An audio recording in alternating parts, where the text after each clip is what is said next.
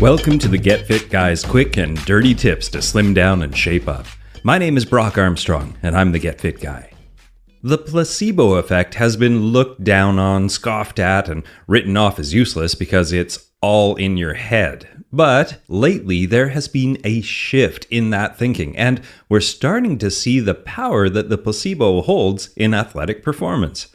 Randomized trials and dedicated placebo studies have given us a much deeper understanding of the placebo effect and all its complex parts. Researchers have even used things like brain scans to show that there could be a physiological, not just a psychological explanation for it. While there's still much about placebos that we don't understand, what's becoming clear is that there is more to it than simple deception.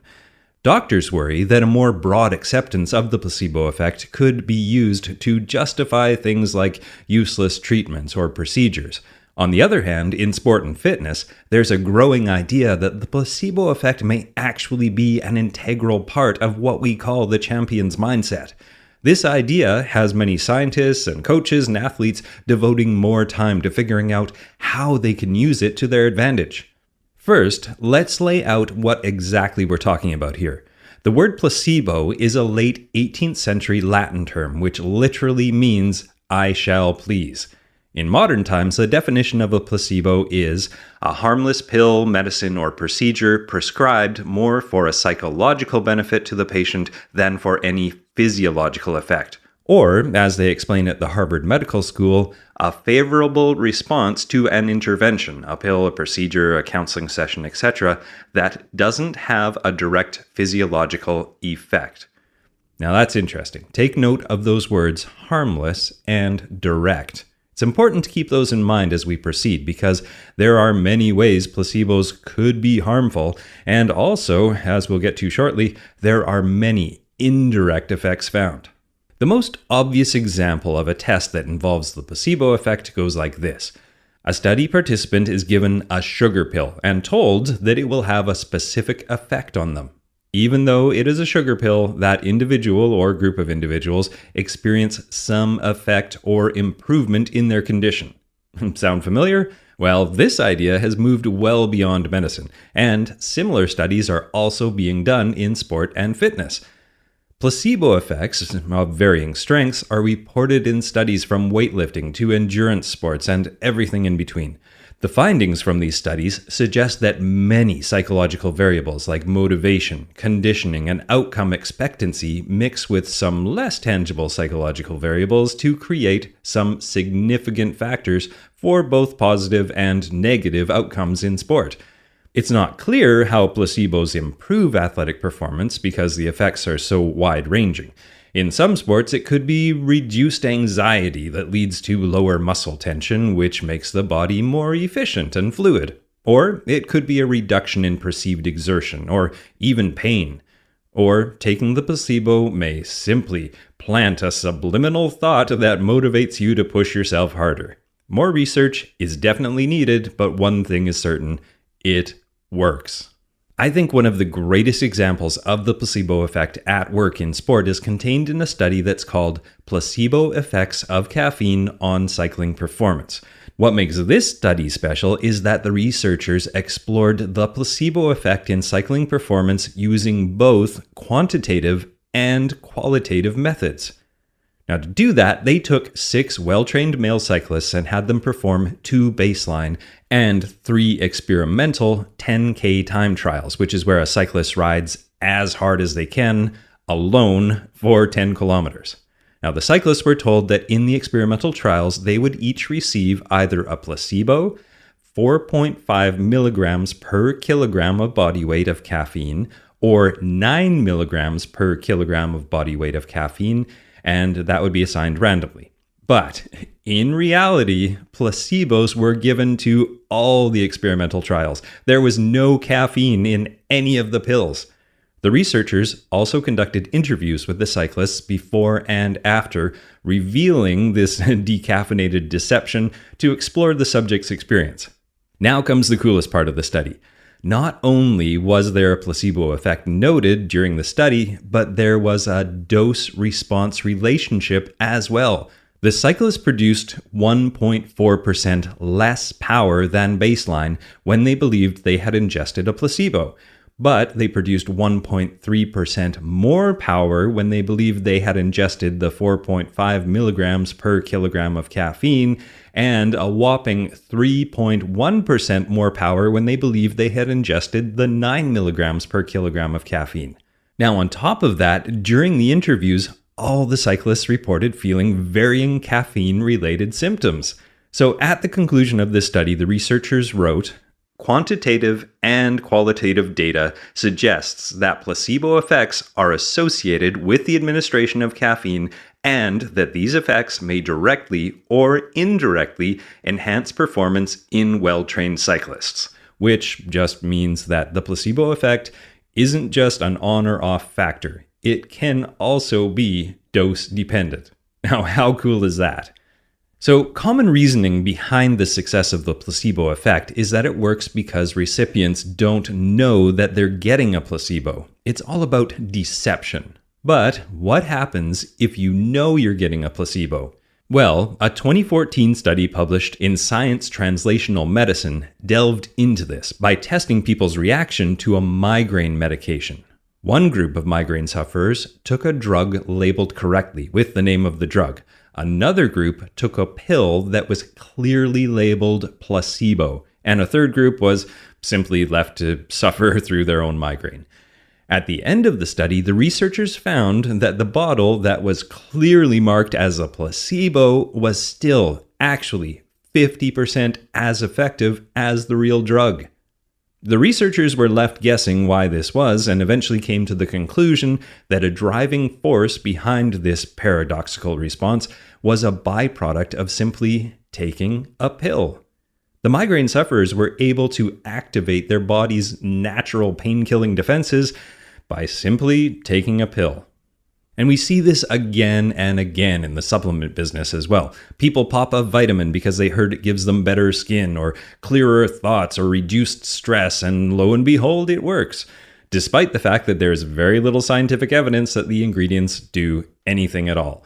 And to add insult to injury, there is growing evidence that the supplements many people rely on have a 4 out of 5 chance of not containing what the label listed at all. So, even if the ingredient does have some known effect, it may not be present in that capsule that you bought at your local supplement store anyway. This is also true in sports supplementation, and I can tell you many stories of athletes that I know popping all kinds of fringe supplements before a big race to hopefully get a boost in their performance. And you know what? I don't stop them. As long as there is no danger other than creating expensive urine, I let them believe because, like the cyclists in that study earlier, it might just work. Now, this idea of self-placeboing was also demonstrated in a weightlifting study called Expectancy Effects and Strength Training.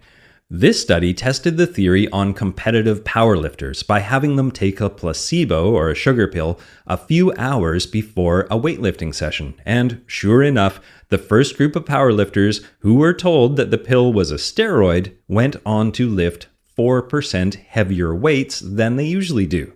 Then there was a second group who, just like the migraine sufferers, were actually told that they were receiving a placebo. Those lifters still lifted heavier weights than they previously had lifted, even though they were told it was a placebo. Now, part of my brain thinks, okay, maybe this second group didn't believe the researchers and thought they were getting fooled into thinking the pill wasn't going to help them in some sort of scientific sleight of hand. But this thought is put to rest when we take into account that all of the lifters had prior knowledge of how steroids work, and that any steroids would take weeks to add strength and muscle to their body.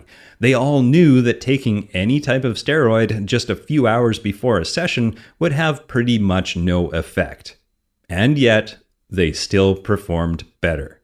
There's an old saying that mathematicians don't play the lottery because they know the odds of winning are, well, terrible.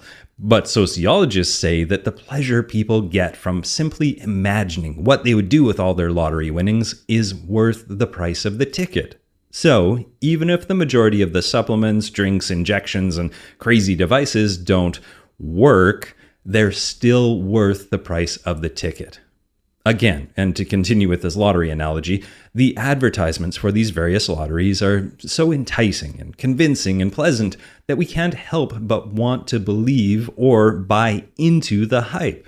Well, the hype around supplements, shoes, recovery tools, and whatnot is equally convincing and exciting, and the more hype that we believe, the more gains we will actually experience, placebo or not. This reminds me of a story that I recently heard runner and sports writer Alex Hutchinson tell, which falls into this same deceptive category. Alex told us that as a college junior, he'd been stuck running around a 4:01 or a 4:02 for 1,500 meters for a couple of years. Then suddenly, he ran a 3:52 at a small track meet in the Canadian province of Quebec. He attributes this sudden success in part to his mid-race splits actually being shouted out to him incorrectly and several seconds off what he was actually running.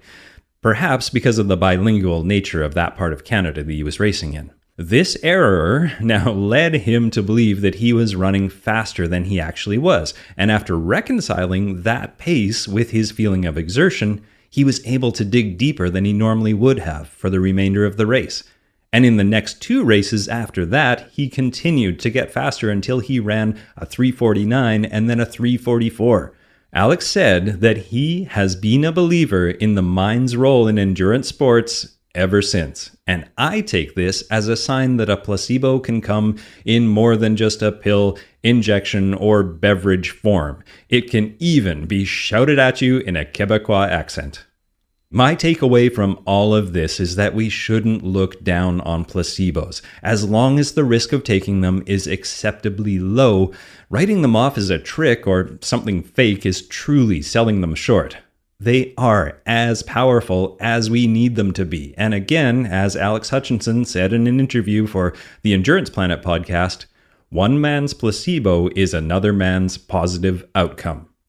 Whether it's telling our training partner that she will get much faster if she starts doing these cutting-edge running drills, or allowing ourselves to believe the hype around those new compression pants you've seen all over the internet, the placebo effect can indeed give you an edge. If you can crack the code, there is research showing that it can increase our performance from between 4 to 20%. And that is true even if we know that it is a placebo. And finally, if you do find yourself believing the hype around a vitamin, a device, or a cool new piece of gear, well, perhaps you don't need to find every shred of scientific evidence to support it before you make the purchase. Whether it turns out to be the purchase itself or the placebo effect that is giving you the edge, it is likely worth the price of the ticket.